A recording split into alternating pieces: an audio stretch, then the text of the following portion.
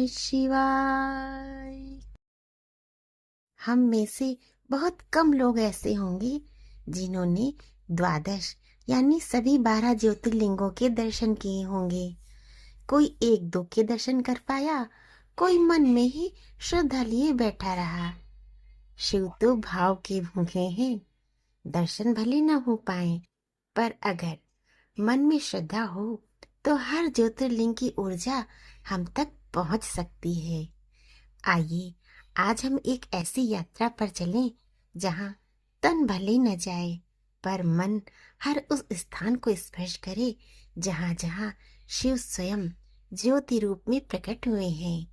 यह यात्रा है श्रद्धा की, भक्ति की और हमारे आराध्य महादेव की। शिव महापुराण के अनुसार द्वादश ज्योतिर्लिंग स्तोत्र अर्थ सहित पाठ से व्यक्ति को उसी फल की प्राप्ति हो जाती है जिस फल को वो सभी ज्योतिर्लिंग के दर्शन से प्राप्त करता है। द्वादश ज्योतिर्लिंग स्तोत्रम की रचना आदि शंकराचार्य जी ने करी थी, जिसमें उन्होंने भगवान शिव के सभी ज्योतिर्लिंगों की महिमा का वर्णन किया है।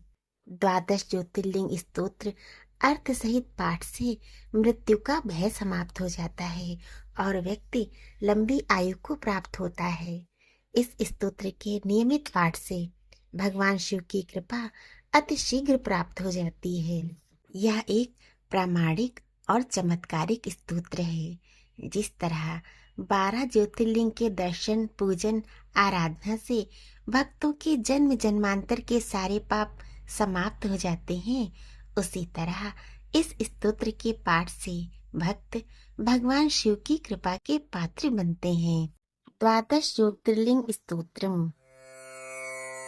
सौराष्ट्र देशे विशदे अतिरम्ये ज्योतिर्मयं चंद्रकलावतंसं भक्ति प्रदानाय कृपावतीर्णं तं सोमनाथं शरणं प्रपद्ये।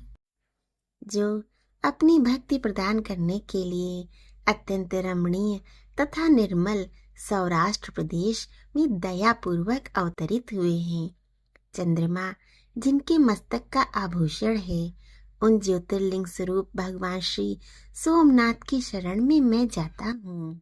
श्रीशैल श्रृंगे विबुधाति संगे तुलाद्रितुंगे अपि मुदा वसंतम तमर्जुनं मल्लिकपूर्वमेकं नमामि संसार समुद्र सेतुं। जो ऊंचाई के आदर्शभूत पर्वतों से भी बढ़कर ऊंची श्रीशैल के शिखर पर, जहाँ देवताओं का अत्यंत समागम होता रहता है, प्रसन्नता पूर्वक निवास करते हैं, तथा जो संसार सागर से पार कराने के लिए पुल के समान है, उन एकमात्र प्रभु मल्लिकार्जुन को मैं नमस्कार करता हूँ।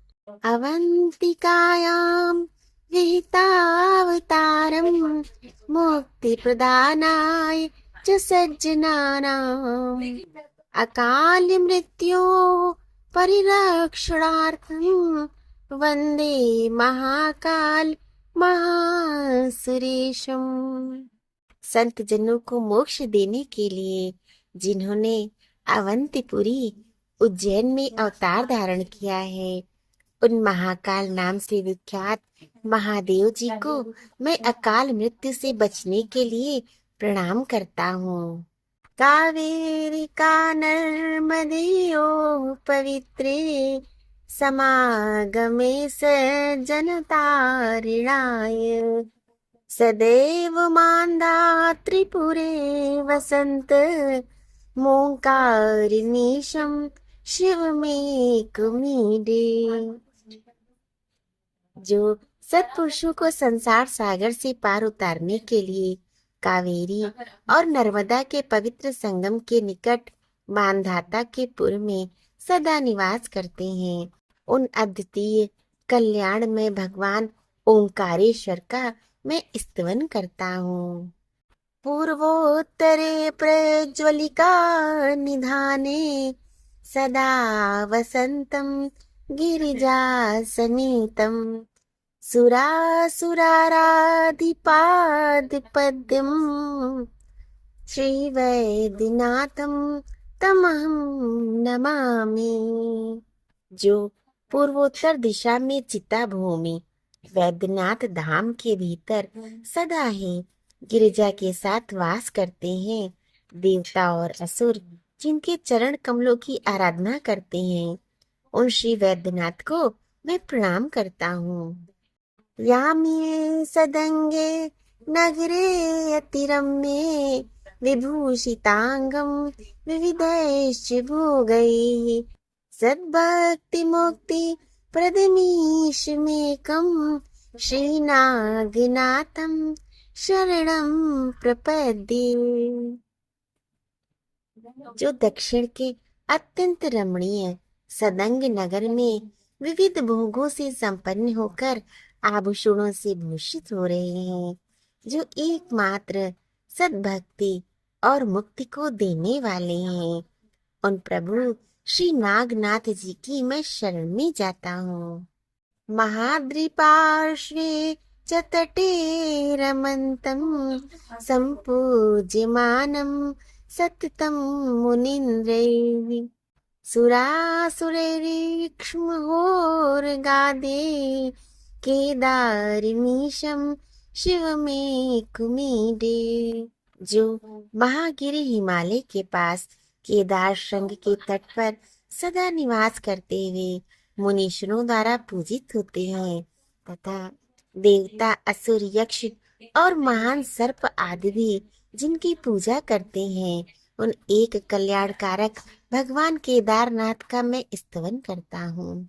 सह्याद्रिशीर्षे विमले वसंतम गोदावरी तीर पवित्र देशे यद्दर्शनाथ पातकमाशुनाशं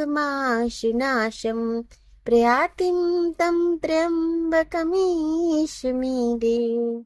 जो गोदावरी तट के पवित्र देश में सह्य पर्वत के विमल शिखर पर वास करते हैं, जिनके दर्शन से तुरंत ही पातक नष्ट हो जाता है, उन श्री त्र्यंबकेश्वर का मैं स्तवन करता हूँ।